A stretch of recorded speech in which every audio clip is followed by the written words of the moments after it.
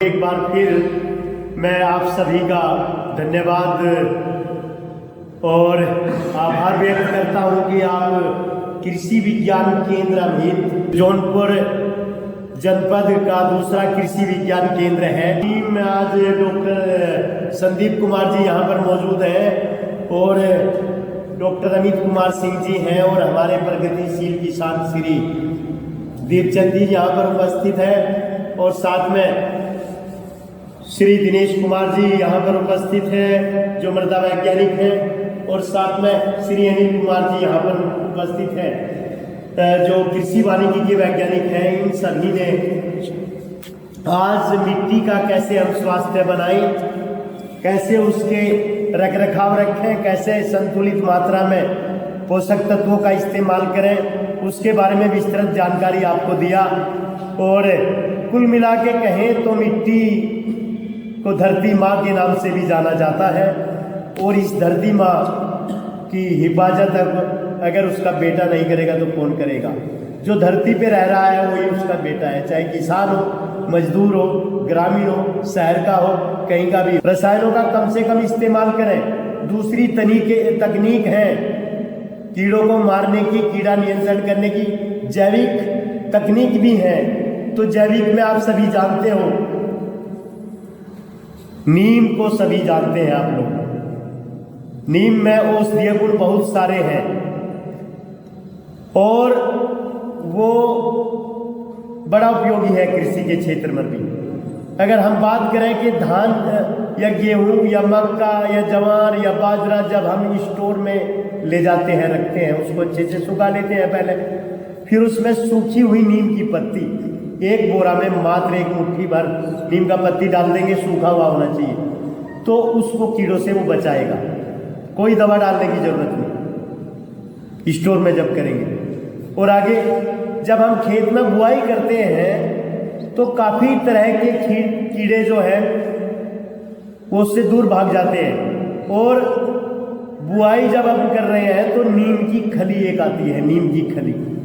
नीम की खली अगर मिल जाए कहीं, वैसे तो जो भी खाद बीज की दुकानें हैं वहां पर मिल जाती हैं, नीम की खली का इस्तेमाल आप बुआई के समय कर दें। ज़्यादा नहीं, लगभग 1 कुंटल प्रति एकड़, 1 कुंटल प्रति एकड़ के हिसाब से नीम की खली अगर आप डाल दोगे जमीन में तो कई प्रकार के कीड़े नहीं लगेंगे फसलों में।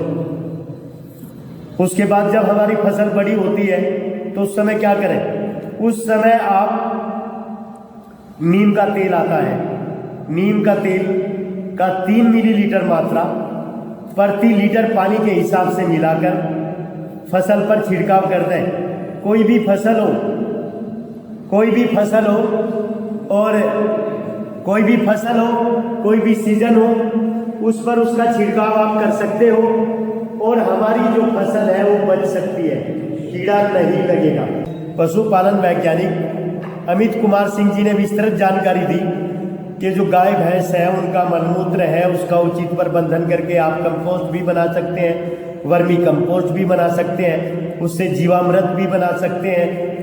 तो उसका इस्तेमाल आप खेत में करेंगे तो निश्चित रूप से जो फसल भी अच्छी होगी और मिट्टी का स्वास्थ्य बनेगा, उसमें लाभकारी जीवाणुओं की संख्या बढ़ेगी।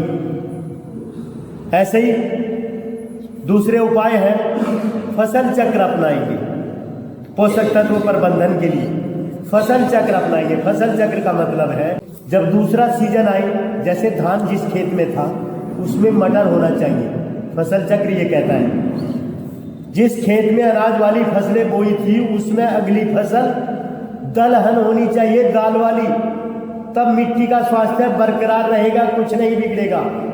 प्राकृतिक जो नाइट्रोजन है 78% वातावरण में फ्री में घूम रही है, उसको लाभकारी जीवाणु, राइजोबियम नाम का जीवाणु होता है, अलग अलग फसलों में अलग अलग प्रकार का होता है। जितनी भी दलहनी फसलें हैं सब में अलग अलग प्रकार का जीवाणु पाया जाता है। तो वो जमीन में लगभग 40 से 70 किलोग्राम नाइट्रोजन अपने जीवन काल में 1 हेक्टेयर में इकट्ठा कर देगा। जब आप गेहूं काटते हैं, गेहूं में पर्याप्त समय मिलता है गेहूं काटने के बाद, जब गेहूँ काटने के बाद धान की हम रोपाई करते हैं ना, लगभग 1.5 महीने का समय मिलता है। तो उस खाली समय में जहाँ पर भी सिंचाई के पर्याप्त साधन हो, वहाँ पर ढैंचा या मूंग या उड़द बो सकते हैं और उसकी पलटाई खेत में आप कर दो और फिर पानी भर दो, फिर धान की रोपाई कर दो या दूसरी फसल जो भी बोनी है वो दो। तो इस प्रकार से पोषक तत्वों का प्रबंधन आप कर सकते हैं।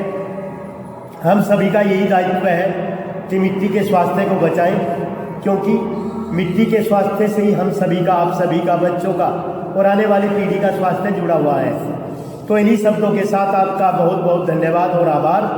और इसके बाद प्रमाण पत्र वितरण का कार्यक्रम होगा।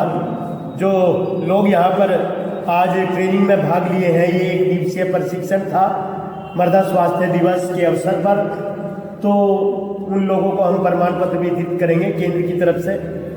और जो मिट्टी लाए हैं किसान, वो भी हमें रजिस्टर में चढ़वा देंगे वहाँ पर, और उसका रिपोर्ट लगभग कोशिश करेंगे 15 दिन के अंदर आ जाए।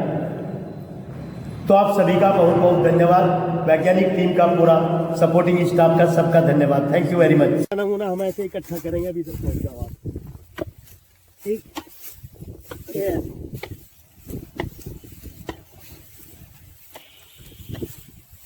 करके 5 जगह के एक जगह इकट्ठा करेंगे और उसको आपस में अच्छी तरह मिलाएंगे और मिलाकर उसको 4 भाग बनाएंगे। 4 भाग करेंगे, आमने सामने का जो है रख लेंगे, अगल बगल का फेंक देंगे, फिर उस दोनों को मिलाएंगे।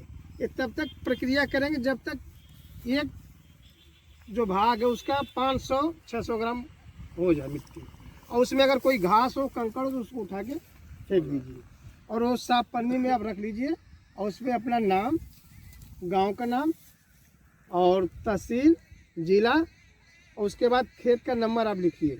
अगर खसरा नंबर पता है तो लिखिए, नहीं तो खेत का पहचान, जैसे आप लोग बोलते हैं कि अरे उत्तर वाला है तो स्कूल के पीछे जो भी पहचान अपना लिख दीजिए पहचान, और आप लाकर 2 इस तरह का बनाइएगा। बस आमने सामने का रखेंगे हम इकट्ठा, कोई सा भी रख लेंगे। अब कोई 2 रख लीजिए, आमने सामने का, जैसे आमने सामने का ये हो गया। हाँ हाँ, ये रख लो और बाकी का निकाल दे, इसको बाहर कर दीजिए। ठीक, अब फिर इसको मिला लीजिए। हाँ दोहराओ, फिर ऐसे प्रक्रिया मिला के दोहराओ, ऐसे दोहराओ ना आप, दोहराते रहो। फिर ऐसे इसको 4 भागों में बांट के हाँ, ऐसे कर लीजिए। फिर इसको आमने सामने का फिर आमने भी सामने रखेंगे। से फेंक दीजिए, ऐसे इसको रख लीजिए 2। अगर ये 500 ग्राम है तो इसको सैंपल के लिए हाँ, कायदे से लेके जाएंगे। ये है तरीका जी। ये ठीक है, ये आधा किलो आप ले आओ, ये लैब में जाएगा। ये ठीक है, सबका धन्यवाद और एक बार फिर नमस्कार।